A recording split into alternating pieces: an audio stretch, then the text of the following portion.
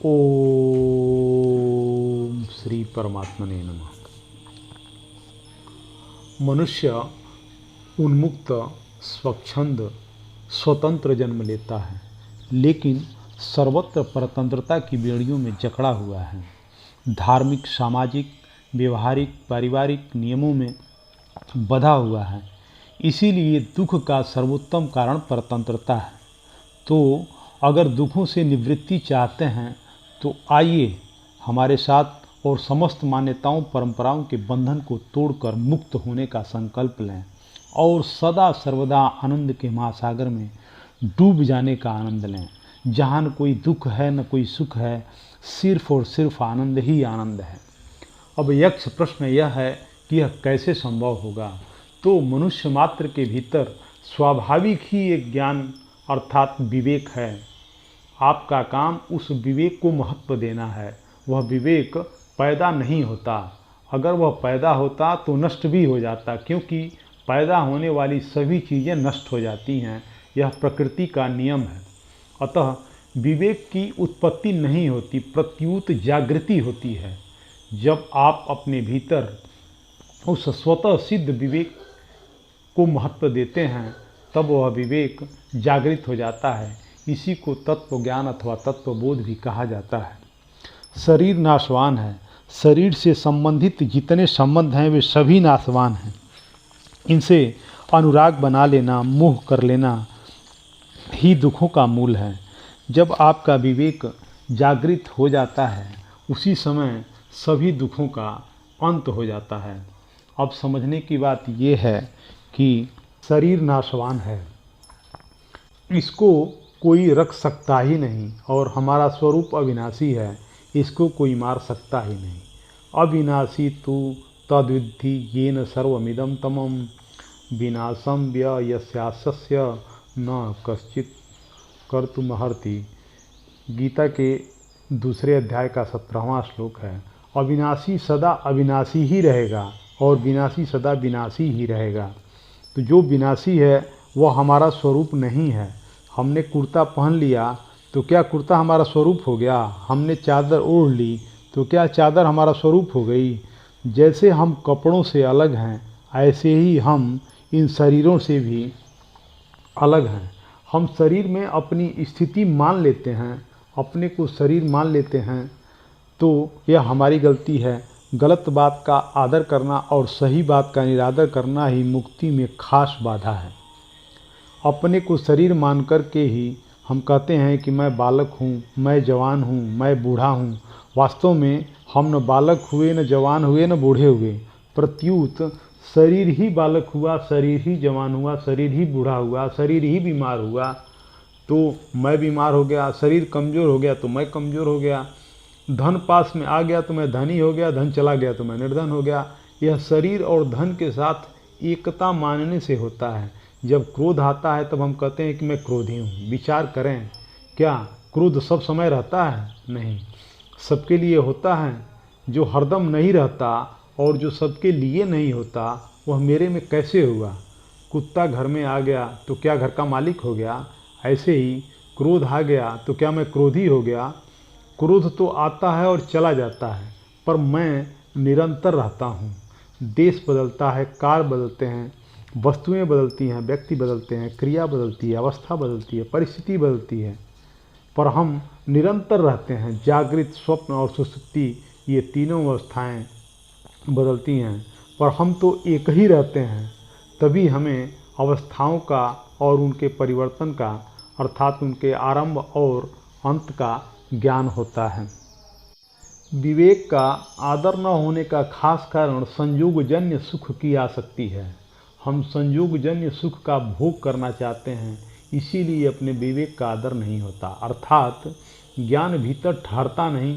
तात्पर्य है कि भोगों में जितनी आसक्ति होती है उतनी ही बुद्धि की जड़ता में आती है, जिससे सत्संग की तात्विक बातें पढ़ सुनकर भी समझ में नहीं आती। गीता में आया है कि भोग और संग्रह में आसक्त मनुष्य परमात्मा की प्राप्ति का निश्चय भी नहीं कर सकते। भोगों की आसक्ति से उनका ज्ञान ढका जाता है। इसीलिए जब तक वस्तु, व्यक्ति, क्रिया, चिंतन, स्थिरता आदि में किंचित मात्र भी राग है तब तक ज्ञान सीखा हुआ ही है। शरीर के साथ हम 3 तरह के संबंध मानते हैं कि मैं शरीर हूँ, शरीर मेरा है, शरीर मेरे लिए है। ये तीनों ही संबंध बनावटी हैं, वास्तविक नहीं हैं। वास्तव में शरीर मैं भी नहीं, मेरा भी नहीं और मेरे लिए भी नहीं। कारण कि अगर शरीर मैं होता तो शरीर के बदलने पर मैं भी बदल जाता और शरीर के मरने पर मेरा भी अभाव हो जाता। परंतु यह सबका अनुभव है कि शरीर पहले जैसा था वैसा आज नहीं है, पर मैं वही हूँ। शरीर बदला है पर मैं नहीं बदला। अगर शरीर मेरा होता तो उस पर मेरा पूरा अधिकार चलता, अर्थात मैं जैसा चाहता वैसा ही शरीर को रख सकता, उसको सुंदर बना देता, उसका रंग बदल देता, उसको बदलने नहीं देता, बीमार नहीं होने देता, कमज़ोर नहीं होने देता, बूढ़ा नहीं होने देता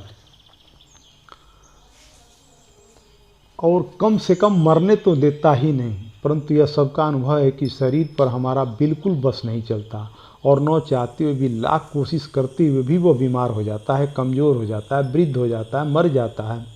अगर शरीर मेरे लिए होता तो उसके मिलने पर हमें संतोष हो जाता, हमारे भीतर और कुछ पाने की इच्छा नहीं रहती और शरीर से कभी वियोग भी नहीं होता, वह सदा मेरे साथ ही रहता।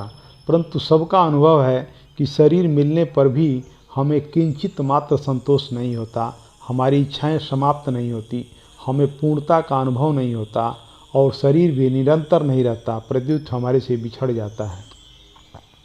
तो जैसे स्थूल, सूक्ष्म और कारण तीनों शरीरों के साथ हमारा कोई संबंध नहीं है, ऐसे ही स्थूल शरीर से होने वाली क्रिया, सूक्ष्म शरीर से होने वाला चिंतन, कारण शरीर से होने वाली स्थिरता के साथ भी हमारा कोई संबंध नहीं है। कारण यह है कि प्रत्येक क्रिया का आरंभ और समाप्ति होती है।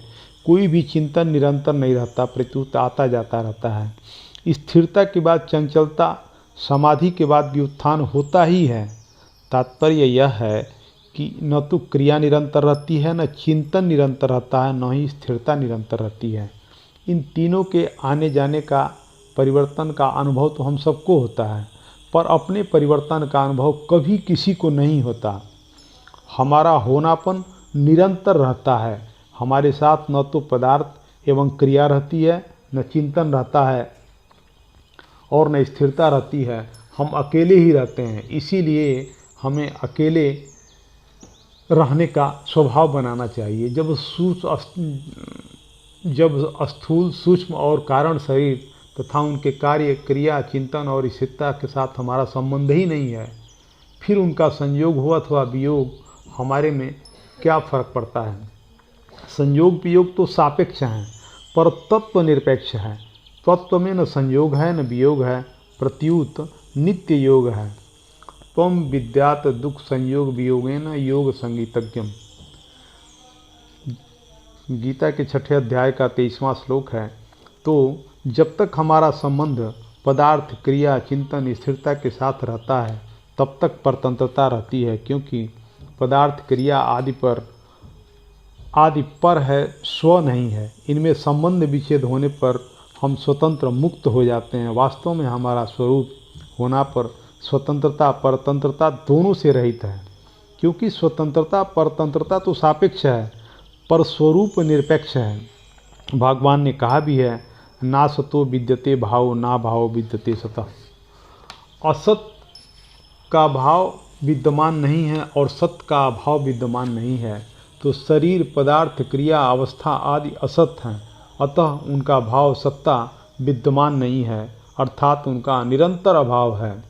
स्वरूप सत्य है, अतः उसका अभाव विद्यमान नहीं है, अर्थात जिसका निरंतर भाव सत्ता है, असत के साथ अपने संबंध को न मानने से अभाव रूप असत का अभाव हो जाता है और भाव रूप सत्य ज्यों का त्यों रह जाता है और उसका अनुभव हो जाता है। तो ज्ञान मार्ग से असत्य से संबंध विच्छेद हो जाता है और अपने स्वरूप चिन्मय सत्ता मात्र में स्वतः सिद्ध स्थिति का अनुभव हो जाता है। फिर स्वरूप जिसका अंश है उस परमात्मा की ओर स्वतः आकर्षण होता है, जिसको प्रेम कहते हैं। अपना स्वरूप सभी को प्रिय लगता है। फिर वह जिसका अंश है वे परमात्मा कितने प्रिय लगेंगे इसका कोई पारावार नहीं है। यही हमारे दुखों का अंत है। हमें अपने स्वरूप में स्थित होना आ गया तो हम सदा सर्वदा दुखों का अंत करके अपने आनंद में विचरण करते रहेंगे। हरि ओम तत्सत।